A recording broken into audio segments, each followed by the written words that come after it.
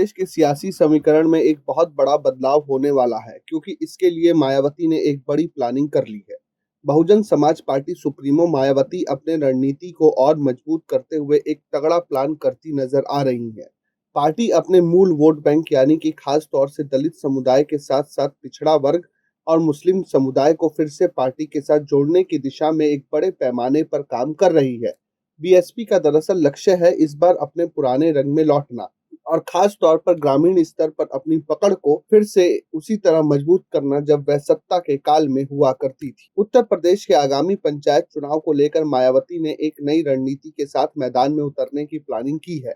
BSP इस बार पंचायत चुनाव में सामाजिक समीकरणों को ध्यान में रखते हुए उम्मीदवारों का चयन कर रही है। बीएसपी ने पिछड़ा वर्ग और मुस्लिम समुदाय के नेताओं को बड़ी संख्या में टिकट देने का फैसला किया है। हालांकि मायावती ने लोकसभा चुनाव के बाद कहा था कि वह मुस्लिम कैंडिडेट को टिकट देने से पहले थोड़ा अब सोच विचार करेंगी, लेकिन अब फिर से वह मुस्लिम कैंडिडेटों को टिकट दे रही हैं। मायावती ने ये रणनीति 2007 के विधानसभा चुनाव में अपनाई थी और अपनी सक्सेसफुल सोशल इंजीनियरिंग की रणनीति पर अब वह दोबारा लौटती दिखाई दे रही हैं और इस फॉर्मूले से 2007 में दलित ब्राह्मण मुस्लिम गठजोड़ ने बीएसपी को सत्ता तक पहुंचा दिया था। इस बार भी अब मायावती इसी फॉर्मूले को ग्रामीण स्तर पर लागू करने की कोशिश कर रही है। बीएसपी ने इस बार अपनी तैयारियों को गोपनीय और व्यवस्थित तरीके से अंजाम देने की रणनीति भी अपनाई है। बीएसपी के नेता और कार्यकर्ता गांव-गांव जाकर के बूथ स्तर पर बैठकें कर रहे हैं और इन बैठकों में न केवल दलित वोटरों को एकजुट करने पर जोर दिया जा रहा है, बल्कि पिछड़ा वर्ग और मुस्लिम समुदाय के वो लोग भी जो अब पार्टी के साथ छोड़कर जा चुके हैं, उनको भी जोड़ा जा रहा है। सोशल मीडिया पर चल रही चर्चाओं के मुताबिक बीएसपी कार्यकर्ता ग्रामीण क्षेत्रों में छोटी-छोटी जनसभाएं आयोजित कर रहे हैं। इसमें मायावती का नेतृत्व और बीएसपी की नीतियों को जन जन तक पहुंचाने का एक लक्ष्य रखा गया है। पिछले कुछ सालों में लोकसभा और विधानसभा चुनाव में मिली हार के बाद मायावती ने इस बार पंचायत चुनाव को अपनी राजनीतिक ताकत के रूप में फिर एक बार बढ़ाने की कोशिश की है। राजनीतिक ताकत, आप देखिए, राजनीतिक ताकत को फिर से जिंदा करने की कोशिश कर रही है और एक बार